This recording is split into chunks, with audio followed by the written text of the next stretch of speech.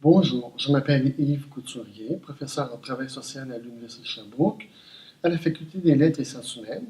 Je suis directeur scientifique du Réseau 1 Québec, réseau de connaissances sur les soins et services de santé intégrés en première ligne.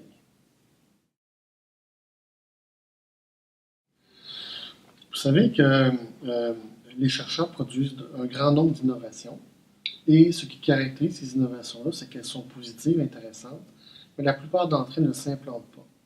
Donc, mon intérêt de recherche, c'est de mieux comprendre les conditions organisationnelles qui font en sorte que certaines innovations s'implantent et d'autres pas.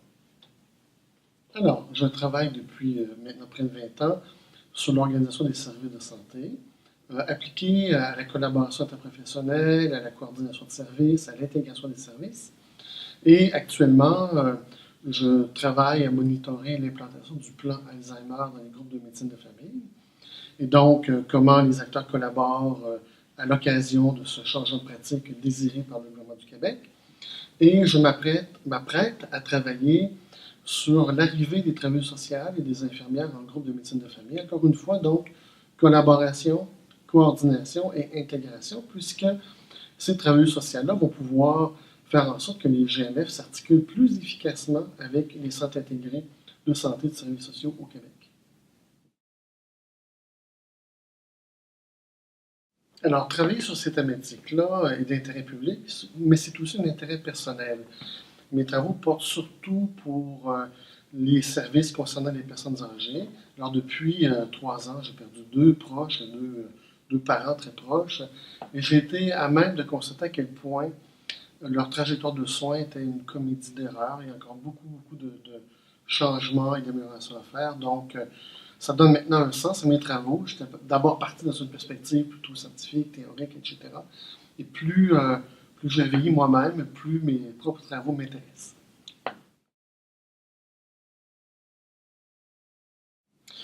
Alors, pour les objets qui m'intéressent, j'ai suivi l'implantation de la grande réforme du système de santé et de services sociaux de 2004 et celle de 2015.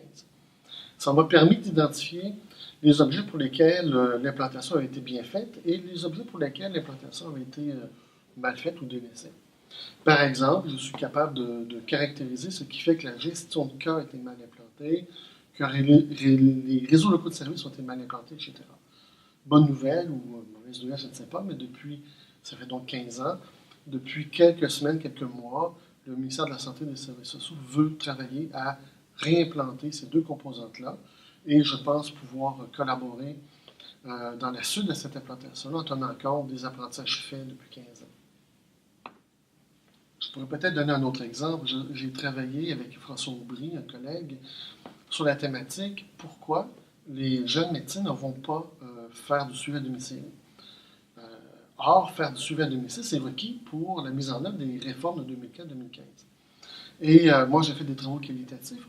On était capable de montrer, malgré le fait que c'est des travaux qualitatifs, qu'il y avait un dégoût de la pratique médicale à domicile qui arrivait très tôt dans la formation médicale. En entrée, les jeunes disaient travail à domicile, pourquoi pas. Et 6 mois plus tard, qu'est-ce qu'on voit? Eh bien, jamais. On ne veut pas aller à domicile, c'est emmerdant. Alors pourquoi?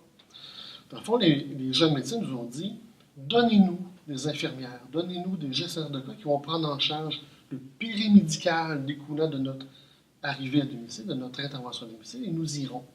Donc, nous avons maintenant des balises concrètes pour soutenir l'éventuel développement de pratiques médicales à domicile grâce à ces travaux-là.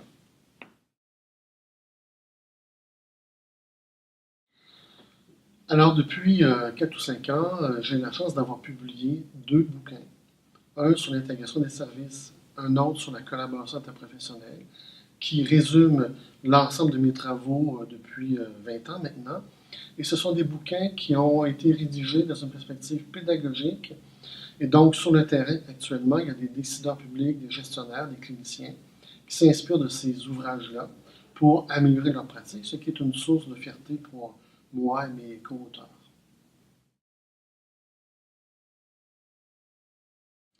Alors, depuis le début de ma carrière, j'ai beaucoup travaillé sur les C3S, sur les CIS et les CIUS. Et depuis 2 ou 3 ans, et pour les prochaines années, j'étends mon rayon d'action vers les groupes de médecine de famille, de façon à mieux comprendre la continuité des services du domicile jusqu'aux soins palliatifs. Et donc, cette extension de mon travail vers les GMF est une occasion pour moi d'apprendre et de prolonger mon travail vers de nouveaux secteurs. Je peux peut-être donner un exemple. On sait très bien que les personnes âgées ayant des troubles cognitifs sont sous-représentés dans les CIS et les SUS. Ils sont ailleurs. Alors, ils sont où? Ils sont probablement dans les GMF, avec une capacité limitée des GMF à faire du lien sur le long terme. Donc, c'est un champ d'intérêt important pour moi pour les prochaines années.